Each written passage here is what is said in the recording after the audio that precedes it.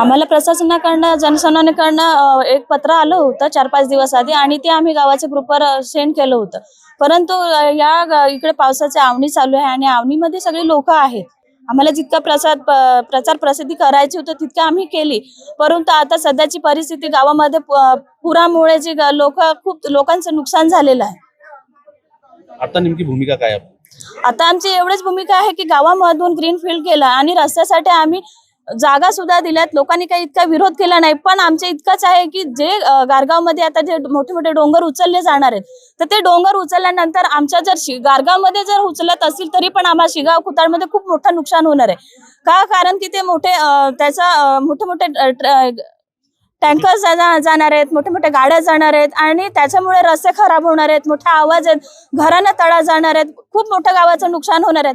म्हणून आम्ही ग्रीनफील्डसाठी रस्त्यासाठी जागा दिली, पण हे जे मोठे डोंगर उचलणार आहेत ते शासनाने दुसरीकडून उचलावी एवढी आमची इच्छा आहे. MPCBने जी जनसुनावणी आयोजित केली होती तर ज्या 5 ग्रामपंचायतींना त्यांनी बोलवलं होतं आजूबाजूच्या, त्यांना अहवाल 30 दिवस अगोदर अपेक्षित होता देणं, पण तसं न होता फक्त 1 आठवड्याला त्यांनी अहवाल दिलेला आहे. तर सगळ्या ग्रामपंचायतीने त्याच्या विरोधामध्ये पत्र दिलेले आहेत की जनसुनावणी रद्द करा असं आमची मागणी नव्हती, तर जनसुनावणी ही पुढे ढकला.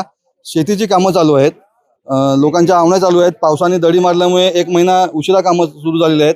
पूर परिस्थिती आहे, लोक निघू शकत नाही, अक्षरशः भरपूर नुकसान झालेलं आहे. पण त्यांनी कोणत्याही ग्रामपंचायतला विश्वासात न घेता सरळ जनसुनावणी लावून टाकली. ग्रामपंचायतींनी विरोधात जे पत्र दिलात त्यांचाही त्यांनी काही विचार न करता ही जनसुनावणी रेटून नेण्यासाठी त्यांनी मंडप टाकला. सगळ्या संघटनांनी विरोधात पत्र दिली होती की जनसुनावणी पुढे ढकला, पण त्यांनी काही लक्ष दिलं नाही. आज जेव्हा आम्ही सकाळी इथे जनसुनावणीला आलो तेव्हा पोलिसांचे नियम असे आहेत की काळा कपडा घालायचा नाही, हाफ पॅन्ट घालायची नाही, कागदं न्यायची नाही. आज MPCBने आम्हाला जे पेपर दिले होते, अहवाल दिले होते, ते पण आम्हाला मध्ये नेऊन देत नव्हते. अक्षरशः खिशातले पेन पण काढून घेतले, काळे कपडे घातलेले, हाफ पॅन्ट घातलेल्या लोकांना पण मध्ये जाऊ दिले नाही. तर हे काय, ही दादागिरी आहे, ही चालणार नाही. अशा जनसुनावण्या रद्द झाल्या पाहिजेत.